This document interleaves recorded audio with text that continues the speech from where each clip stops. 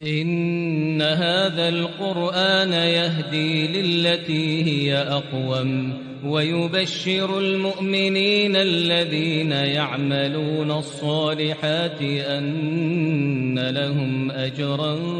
كبيرا. الحمد لله نحمده ونستعينه ونستغفره ونؤمن به ونتوكل عليه ونعوذ بالله من شرور أنفسنا ومن سيئات أعمالنا من يهده الله فلا مضل له ومن يضلله فلا هادي له ونشهد أن محمدا عبده ورسوله أما بعد فأعوذ بالله من الشيطان الرجيم بسم الله الرحمن الرحيم. کل جو ہم نے سورت المائدہ کی آیات مکمل کی تھی اس میں اللہ تبارک و تعالیٰ نے کیا فرمایا تھا کہ وصیت پر 2 عادل آدمیوں کی شہادت ضروری ہے، ٹھیک ہے، اور جو ہے وہ اس کے بعد جو ہے وہ صحیح شہادت کے لیے کا حکم دیا گیا، اس کے لیے 2 ذمی جو ہے وہ گواہ قسم بھی اٹھانے کے لیے کہا گیا، اور اس کے بعد اللہ تعالیٰ نے فرمایا کہ اگر وہ اس بات سے خوف کریں کہ ہماری قسمیں ان ورثہ کی قسموں کے بعد رد کر دی جائیں گی تو جو ہے یعنی شہادت کو صحیح ادا کرنے کے باعث اللہ کے نام کی قسم کی تعظیم جو ہے وہ اس بات کا خوف پیدا کرے گی کہ ان کی قسم جو ہے وہ رد کر دی جائے گی، تو اس لیے وہ صحیح گواہی دیں گے۔ آج جو ہماری آیت ہے اس میں اللہ تبارک و تعالیٰ نے کیا فرمایا کہ یوم یجمع اللہ الرسل فیقول ماذا اجبتم قالوا لا علم لنا انک انت العلام الغیوب۔ اس دن کو یاد کرو جب اللہ رسولوں کو جمع کرے گا، پھر ان سے کہے گا کہ تمہیں کیا جواب دیا گیا تھا، تو وہ کہیں گے ہمیں کوئی علم نہیں، بے شک تو ہی غیب کی باتوں کو جاننے والا ہے۔ یعنی انبیاء کرام جتنے بھی ہیں ان سے ان کی امتوں کے بارے میں سوال کیا جائے گا، ان سے ان کی امتوں کے بارے میں پوچھا جائے گا کہ جو ذمہ داری ہم نے تمہیں عطا کی تھی، جو ذمہ داری ہم نے تمہیں دی تھی، اس کا تم نے کتنا حق ادا کیا، ٹھیک ہے، یعنی کتنا تم نے جو ہے وہ اس کا حق ادا کیا، تبلیغ کا، جو رسالت کی ذمہ داری تم کو دی گئی تھی، جو شریعت تھی تمہارے پاس۔ تو یہ اللہ تعالیٰ نے خبر دی ہے کہ وہ قیامت کے دن انبیاء سے مخاطب ہو کر یہ پوچھیں گے کہ ان امتوں نے جن کی طرف انہیں مبعوث کیا گیا تھا انہیں کیا جواب دیا تھا، جیسے کہ اللہ تعالیٰ نے فرمایا نا ایک دوسری آیت میں ہے کہ فَلَنَسْأَلَنَّ الَّذِينَ أُرْسِلَ إِلَيْهِمْ وَلَنَسْأَلَنَّ الْمُرْسَلِينَ، تو جن لوگوں کی طرف پیغمبر بھیجے گئے ہم ان سے بھی ضرور پرستش کریں گے اور پیغمبروں سے بھی ضرور پوچھیں گے، اور فرمایا فَوَرَبِّكَ لَنَسْأَلَنَّهُمْ أَجْمَعِينَ عَمَّا كَانُوا يَعْمَلُونَ، آپ کے پروردگار کی قسم ہم ان تمام سے ضرور پرستش کریں گے ان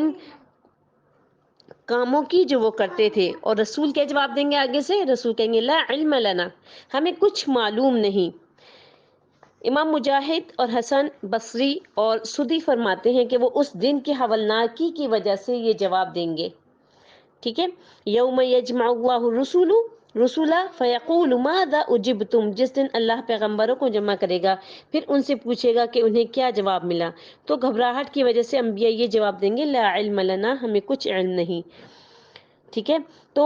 علی بن ابو طلحہ نے حضرت ابن عباس صلی اللہ تعالیٰ عنہما سے اس آیت کے بارے میں بیان کیا کہ انبیاء کرام اللہ تعالیٰ کی جناب میں عرض کریں گے کہ ہمیں تو صرف وہی علم ہے جسے آپ ہم سے بہتر جانتے ہیں۔ یہ رب تعالیٰ جل جلالہ کے ساتھ گفتگو میں ادب کا ایک انداز ہے،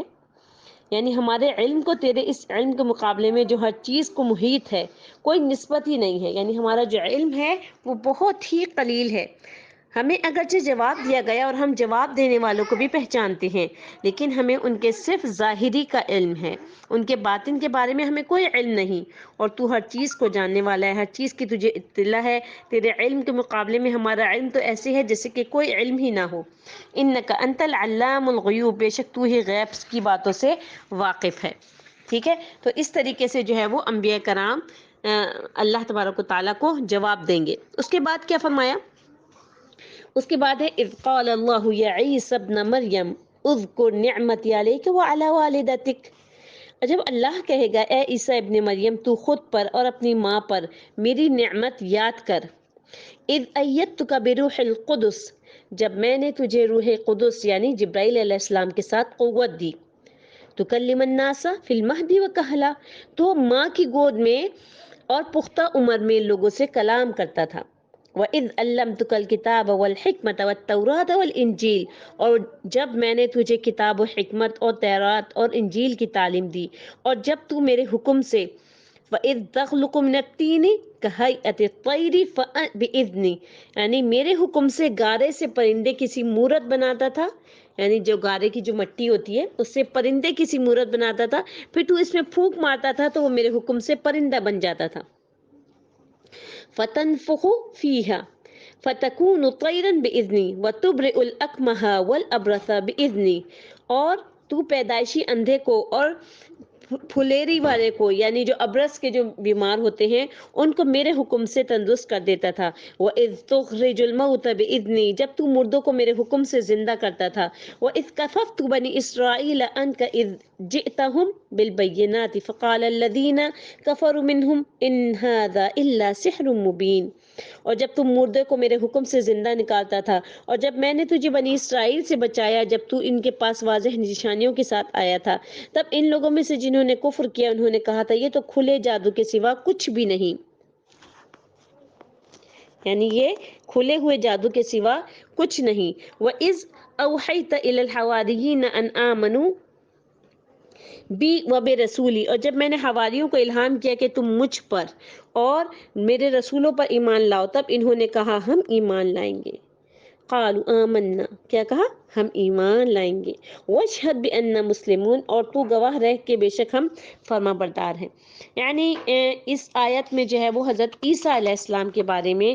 بہت ڈیٹیل سے، بہت تفصیل سے اللہ تبارک و تعالیٰ نے ان کو جو نعمتیں اور ان کو جو معجزے عطا کیے تھے اس کے بارے میں اللہ تبارک و تعالیٰ نے بیان کیا ہے کہ ان کو کیا کیا معجزے عطا کیے گئے، اور اللہ تبارک و تعالیٰ نے ان کے ساتھ ان کے اوپر جو نعمتیں کی وہ کیا کیا نعمتیں تھیں، تو یعنی حضرت عیسیٰ علیہ السلام کو ان کی نعمتوں کی یاد دہانی کروائی جا رہی ہے۔ کیا فرمایا اپنی نعمتوں کا تذکرہ فرماتے ہوئے کہ جن کا اس نے اپنے بندے، اپنے رسول حضرت عیسیٰ علیہ السلام پر احسان فرمایا تھا کہ ان کے ہاتھوں بڑے بڑے معجزات اور جو ہے وہ بڑی بڑی خوارق قسم کی جو عادتیں ہوتی ہیں اس کو جاری فرمایا۔ تو ارشاد باری تعالیٰ ہے، اللہ تبارک و تعالیٰ کیا ارشاد فرماتے ہیں اس آیت میں کہ حضرت عیسیٰ علیہ السلام کو جو ہم نے معجزے دیے، جو ہم نے ان کے اوپر نعمتیں کی، وہ کیا تھیں کہ سب سے پہلے جو ہے وہ اللہ تبارک و تعالیٰ اس نعمت کو یاد دلا رہا ہے کہ اذکر نعمتی علیک، پہلے تو چیز یہ ہو گئی کہ خود پر اب میری نعمت کو یاد کرو جو تم پر میں نے نعمت کی، ٹھیک ہے، یعنی تمہیں بغیر باپ کے صرف ماں سے پیدا کیا، ٹھیک ہے، اور تمہارے وجود کو میں نے اشیاء پر اپنی کمال قدرت کی قطعی دلیل اور نشانی بنایا۔ وَعَلَى وَالِدَتِكَ وَعَلَى وَالِدَتِكَ، اور تمہاری والدہ پر جو میں نے احسانات کیے، میں نے تمہیں اس وقت ان کی براءت اور پاک دامنی کی دلیل اور برہان بنایا جب ظالموں اور جاہلوں نے ان پر بد کرداری کی تہمت لگا دی تھی۔ اذ ایدتک بروح القدس، جب میں نے روح قدس یعنی جبرائیل علیہ السلام سے تمہاری مدد کی، ٹھیک ہے، روح القدس سے مراد حضرت جبرائیل علیہ السلام ہے۔ تو اللہ تعالیٰ کیا فرما رہا ہے کہ میں نے تمہیں بچپن میں اور بڑی عمر میں بھی نبی اور داعی اللہ بنایا، یعنی جب تم جھولے میں تھے، پنگوڑے میں تھے، تمہیں قوت گویائی عطا فرمائی اور تم نے اپنی والدہ کے ہر عیب سے پاک ہونے کی شہادت دی، میری عبودیت کا اعتراف کیا، انی عبد اللہ، میں اللہ کا بندہ ہوں، یعنی اللہ تعالیٰ کی عبودیت کا اعتراف کیا، اور لوگوں کو بتایا کہ میں نے تجھے ان کی طرف رسول بنا کر بھیجا ہے، اور تم نے لوگوں کو میری عبادت کی دعوت دی، اسی لیے کیا فرمایا، تکلم الناس فی المہد وکہلا، تم ماں کی گود میں اور ادھیڑ عمر ہو کر لوگوں سے گفتگو کرتے تھے، یعنی بچپن میں اور ادھیڑ عمر ہو کر لوگوں کو اللہ تعالیٰ کی طرف دعوت دیتے تھے۔ تو یہاں جو ہے وہ تکلمو کا لفظ جو ہے وہ تدعو کے بھی معنی میں استعمال ہوا ہے، یعنی دعوت دینے کے معنی میں بھی ہے، کیونکہ ادھیڑ عمر میں کلام کرنا تو کوئی تعجب انگیز امر نہ تھا،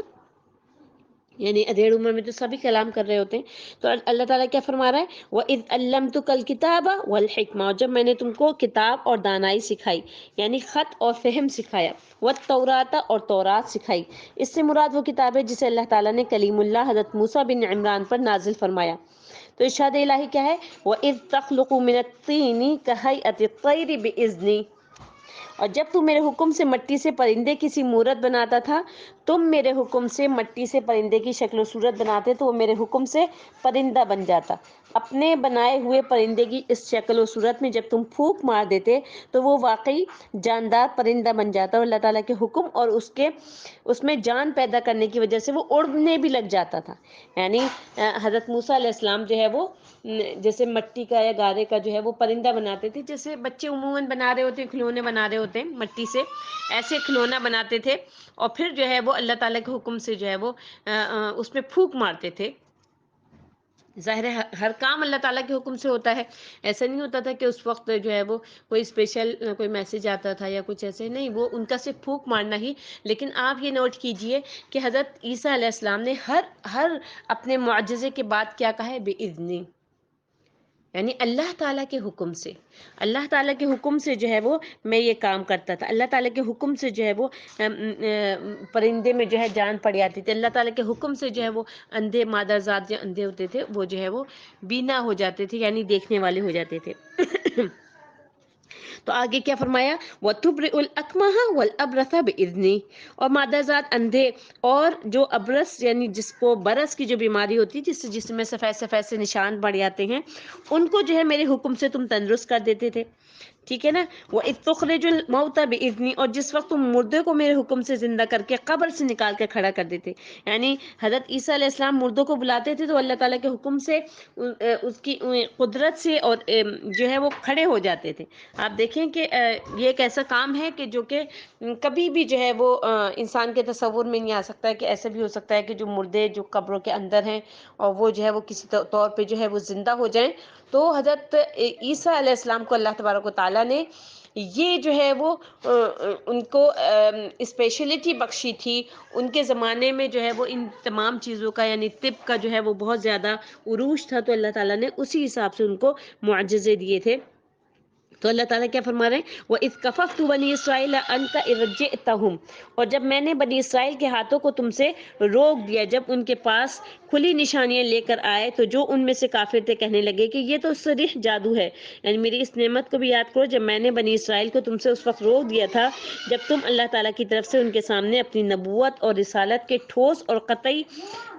دلائل و براہین لے کر آئے تھے، مگر انہوں نے تمہاری تکذیب کی، تم پر جادوگر ہونے کا الزام لگایا، تمہیں قتل کرنے اور پھانسی دینے کی سازش کی، مگر میں نے تمہیں ان کی اس سازش سے بچا لیا، میں نے تمہیں اپنے پاس اٹھا لیا۔ یعنی جن لوگوں نے، ہم پچھلے تفسیر میں پڑھ چکے ہیں کہ جن یہودیوں نے جو ہے وہ عیسائیوں نے سازش کی اور حضرت عیسیٰ علیہ السلام کو پھانسی دینے کے لیے، تو اللہ تعالیٰ یہاں اپنی اس نعمت کا بھی ذکر کر رہا ہے کہ میں نے جو ہے وہ تمہیں اپنے پاس اٹھا لیا تھا، اور بنی اسرائیل کی جو سازش تھی وہ اپنی ہی سازش میں جو ہے وہ گم ہو کے رہ گئے کہ ان کو پتہ ہی نہیں چلا کہ ان کے ساتھ میں ہوا کیا ہے، ٹھیک ہے؟ تو یعنی ان کے شر سے جو ہے میں نے تمہاری حفاظت کی۔ یہ اس بات کی دلیل ہے کہ اللہ تعالیٰ اپنے اس احسانات کا تذکرہ قیامت کے دن فرمائیں گے، لیکن اسے ماضی کے صیغوں میں اس لیے بیان فرمایا گیا ہے کہ یہ بات لا محالہ وقوع پذیر ہونے والی ہے۔ یعنی اب آپ دیکھیں اس میں سارا جو صیغہ ہے وہ ماضی کا استعمال کیا گیا ہے، ٹھیک ہے نا؟ تو اللہ تعالیٰ کیا فرما رہے ہیں؟ وَإِذْ أَوْحَيْتُ إِلَى الْحَوَارِيِّينَ أَنْ آمِنُوا بِي وَبِرَسُولِي، اور جب میں نے حواریوں کو الہام کیا کہ مجھ پر اور میرے پیغمبر پر ایمان لے آؤ۔ یہ بھی حضرت عیسیٰ علیہ السلام کا پر ایک احسان ہے کہ اللہ تعالیٰ نے حواریوں کو ان کے اصحاب اور انصار بنا دیا تھا، یعنی ان کے مددگار بنا دیا تھا۔ کیا کہا گیا یہاں؟ وحی کا جو لفظ ہے وَإِذْ أَوْحَيْتُ، یہ جو وحی کا لفظ ہے وہ الہام کے معنی میں استعمال ہوا ہے، جیسے کہ اللہ تعالیٰ کیا فرماتا ہے وَأَوْحَيْنَا إِلَىٰ أُمِّ مُوسَىٰ أَنْ أَرْضِعِيهِ، اور ہم نے موسیٰ علیہ السلام کی ماں کی طرف الہام کیا کہ اس کو دودھ پلاؤ۔ تو اس آیت کریمہ میں بھی وحی کا لفظ جو ہے وہ الہام کے طور پر استعمال ہوا ہے، اس بارے میں ائمہ تفسیر میں قطعاً کوئی اختلاف نہیں ہے۔ اسی طرح سے اللہ تبارک و تعالیٰ نے فرمایا وَأَوْحَىٰ رَبُّكَ إِلَى النَّحْلِ، اور آپ کے پروردگار نے شہد کی مکھی کو الہام کیا کہ پہاڑوں میں گھر یعنی چھتے بنائے۔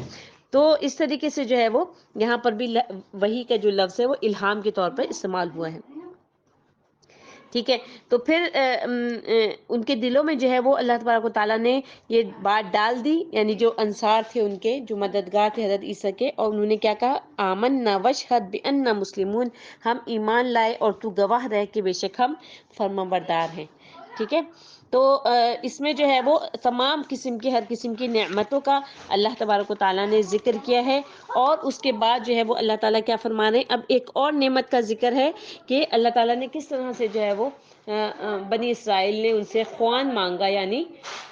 دسترخوان. اس کے لیے کیا ہے، اذ قال الحواریون یا عیسی ابن مریم هل يستطيع ربك ان ينزل علينا مائدة من السماء. اور جب حواریوں نے کہا اے عیسی ابن مریم، کیا تیرا رب یہ طاقت رکھتا ہے کہ ہم پر آسمان سے ایک دسترخوان نازل کر، تو انہوں نے جواب دیا تم اللہ تعالیٰ سے ڈرو اگر تم مؤمن ہو. کیا کہا، قالوا اتقوا اللہ، اللہ تعالیٰ سے ڈرو، ان کنتم مؤمنین، اگر تم مؤمن ہو. قالوا نريد ان نأکل منها وتطمئن قلوبنا، وہ بولے ہم یہ چاہتے ہیں کہ ہم اس میں سے کھائیں اور ہمارے دلوں کو تسلی ہو جائے. وَنَعْلَمَ أَن قَدْ صَدَقْتَنَا، اور ہم یہ جان لیں کہ تو نے ہم سے سچ کہا. وَنَكُونَ عَلَيْهَا مِنَ الشَّاهِدِينَ، اور ہم اس پر گواہی دینے والوں میں سے ہو جائیں. قال عیسی ابن مریم اللہم ربنا انزل علینا مائدہ.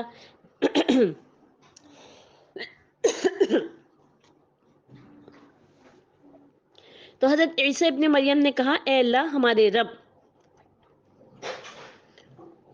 ہم پر آسمان سے دسترخوان نازل فرما. کس لیے دسترخوان فرما؟ تکون لنا عیدا لاولنا وآخرنا، تاکہ وہ ہمارے پہلو اور ہمارے بعد والوں کے لیے عید یعنی خوشی کا دن بن جائے. وآیۃ منک، اور وہ تیری طرف سے خاص نشانی ہو. وارزقنا وانت خیر الرازقین، اور آپ ہمیں رزق عطا فرمائیے، آپ بہترین رزق عطا فرمانے والے ہیں. قال اللہ انی منزلوها علیکم، اللہ نے فرمایا بے شک میں وہ دسترخوان تم پر نازل کر دوں گا. فمن یکفر بعد، پھر اس کے بعد تم میں سے جو شخص کفر کرے گا، فمن یکفر بعد منکم فانی اعذبہ عذابا لا اعذبہ احدا من العالمین.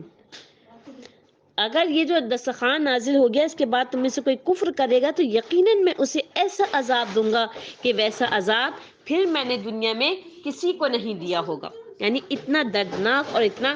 شدید عذاب دوں گا اگر جو ہے وہ اس کے بعد جو ہے وہ کیا اگر تم نے جو ہے وہ جب یہ نازل ہو جائے گا خوان اس کے بعد تو ان آیات میں اللہ تبارک و تعالیٰ کیا فرما رہے ہیں، خوان یعنی دسترخوان کا جو ہے وہ نازل ہونے کا قصہ ہے، اور اسی قصے کی نسبت سے جو ہے وہ یہ جو سورت مبارکہ ہے اس کو مائدہ کے نام سے موسوم کیا گیا ہے، مائدہ کہا گیا ہے. مائدہ جو ہے وہ دسترخوان کو کہتے ہیں. تو یہ بھی اللہ تعالیٰ کا اپنے بندے حضرت عیسیٰ علیہ السلام کے اوپر ایک بہت بڑا احسان تھا کہ اس نے جو ہے وہ ان کی دعا کو قبول کرتے ہوئے کیا فرمایا کہ میں تم پر آسمان سے نازل کر دوں گا، دسترخوان بھی نازل کر دوں گا.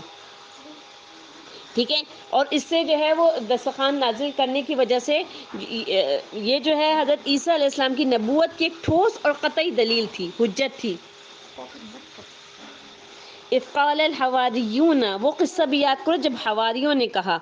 یعنی یہ جو حواری تھے حضرت عیسیٰ علیہ السلام کے، انہوں نے یہ کہا کیا کہ حضرت عیسیٰ علیہ السلام کے جو پیروکار تھے انہوں نے کیا کہا کہ اے عیسیٰ ابن مریم، کیا تمہارا پروردگار طاقت رکھتا ہے کہ ہم پر آسمان سے دسترخوان نازل کر دے طعام کا، یعنی پورا جسے ایسا دسترخوان ہو جو کہ پورا کھانے سے بھرا ہوا ہو. تو مائدہ جو ہے وہ اس خوان کو کہتے ہیں جس پر طعام موجود ہو. ٹھیک ہے، تو بعض علماء نے ذکر کیا ہے کہ وہ اپنے فقر کی وجہ سے اور حاجت کی وجہ سے انہوں نے سوال کیا تھا کہ اللہ تعالیٰ ان پر کھانے کا ایک ایسا خوان نازل فرمائے جسے وہ کھا کر عبادت کے لیے جو ہے وہ طاقت حاصل کر سکیں. تو اللہ تعالیٰ نے پھر آگے سے کیا فرما رہے ہیں اللہ تعالیٰ کہ قالوا اتقوا اللہ ان کنتم مؤمنین، انہوں نے یعنی عیسیٰ علیہ السلام نے ان سے کہا کہ اگر ایمان رکھتے ہو تو اللہ تعالیٰ سے ڈرو. یعنی مسیح علیہ السلام نے انہیں یہ جواب دیا کہ اللہ سے ڈرو اور یہ سوال نہ کرو کیونکہ ہو سکتا ہے کہ تمہارے لیے آزمائش بن جائے، لہٰذا اگر صاحب ایمان ہو تو طلب رزق کے لیے اللہ تعالیٰ کی ذات گرامی پر توکل رکھو. قالوا نريد ان ناكل منها، تو وہ آگے سے کیا بولے کہ ہم تو یہ چاہتے ہیں کہ ہم اس میں سے کھائیں پیئیں، اور ہمیں تو کھانے کی ضرورت ہے اور کھائیں پیئیں اور کیا کریں، ونطمئن وتطمئن قلوبنا، اور ہمارے دل تسلی پائیں. جب ہم آسمان سے اپنے لیے رزق نازل ہوتا ہوا دیکھیں گے تو اس سے ہمارے دلوں کو جو ہے وہ اطمینان نصیب ہوگا کہ ہاں ہم جس نبی کے اوپر ایمان لے کر آئے وہ سچا نبی ہے. وَنَعْلَمَ أَنْ قَدْ صَدَقْتَنَا، اور ہم یہ بھی جان لیں گے کہ تم نے ہم سے سچ بولا ہے. اس سے آپ کے ساتھ ہمارے علم و ایمان میں اور آپ کی رسالت کے جو علم ہے اس میں اضافہ ہو جائے گا. وَنَكُونَ عَلَيْهَا مِنَ الشَّاهِدِينَ، اور ہم اس قرآن کے نزول ہونے پر گواہی والوں میں سے بھی بن جائیں گے، یعنی ہم گواہی دیں گے کہ اللہ تعالیٰ کی طرف سے ایک نشانی ہے اور آپ کی نبوت اور رسالت کی قطعی حجت اور دلیل ہے. ٹھیک ہے. اب کیا ہوا کہ اس کے بعد اللہ تبارک و تعالیٰ سے حضرت عیسیٰ علیہ السلام نے دعا کی. کیا دعا کی؟ اے ہمارے پروردگار، ہم پر آسمان سے دسترخوان نازل فرما تاکہ وہ ہمارے اگلوں اور پچھلوں کے لیے عید یعنی خوشی کا موقع قرار پائے. ٹھیک ہے. یعنی صدی فرماتے ہیں کہ اس کے معنی یہ ہے کہ اس قرآن کے نزول کے دن کو ہم عید کا دن قرار دے لیں اور ہم اس میں اس دن کی تعظیم بھی کریں گے اور ہمارے بعد آنے والے بھی اس دن کی تعظیم کریں گے. اور کیا فرمایا؟ وَآیَةً مِّنْکَ، اور آپ کی طرف سے نشانی بھی ہو جائے گی، اس بات کی نشانی کہ تجھے تمام چیزوں پر قدرت حاصل ہے اور تو میری دعا کو شرف قبولیت جو ہے وہ بخش لیتا ہے. وَارْزُقْنَا، اور ہمیں رزق بھی عطا فرما. اچھا، اب جو ہے اللہ تعالیٰ سے کیا کہا؟ وَارْزُقْنَا وَأَنْتَ خَيْرُ الرَّازِقِينَ، آپ جو ہے وہ بہترین رزق عطا فرمانے والے. اب یہ حضرت عیسیٰ علیہ السلام کی یہاں تک دعا تھی. اب اللہ تبارک و تعالیٰ نے ان کو آگے سے کیا جواب دیا اور اس کے بعد جو ہے وہ ان کے ساتھ کیا سلوک کیا گیا اس قرآن سے ریلیٹڈ، وہ انشاءاللہ جو ہے وہ ہم کل بیان کریں گے. اللہ تبارک و تعالیٰ سے دعا ہے کہ اللہ رب العالمین احکم الحاکمین ہمیں ایسے سوالات سے بچا لے جو ہمارے لیے تباہی کا سبب بن جائیں، ایسے سوالات جو کہ ہمارے لیے آزمائش کا سبب بن جائیں، کہ ہم اللہ تعالیٰ سے کچھ ایسی دعا مانگیں، کوئی ایسا سوال کریں کہ جو ہمارے لیے آزمائش کا سبب بن جائے. تو حضرت عیسیٰ علیہ السلام نے بھی جیسے کہ اپنی قوم کو ڈرایا تھا کہ ایسی باتیں مت مانگو اللہ تعالیٰ سے کہ اللہ تعالیٰ پھر تمہیں اسی بات میں آزمائے. تو بہرحال ان کی قوم جو ہے وہ انہوں نے نہیں مانا اور انہوں نے کہا کہ نہیں، ہمیں تو یہ ساری چیزیں چاہیے. تو اللہ تعالیٰ سے دعا کیا کیجئے کہ اللہ تبارک و تعالیٰ رب العالمین احکم الحاکمین ہمیں دین کے احکامات کو صحیح طریقے سے سمجھنے کی اور اس پر پھر عمل پیرا ہونے کی توفیق عطا فرمائے، اور ہمیں جو ہے وہ اس بات کے لیے ہمارے دلوں کو اور ہمارے جسموں کو اور ہمارے ذہنوں کو اس بات کے لیے تیار کر دے کہ جو اللہ تعالیٰ نے اتارا ہے وہ ہماری ہی بھلائی کے لیے اتارا ہے. سبحان ربک رب العزت عما یصفون وسلام علی المرسلین والحمد للہ رب العالمین. السلام علیکم ورحمۃ اللہ وبرکاتہ.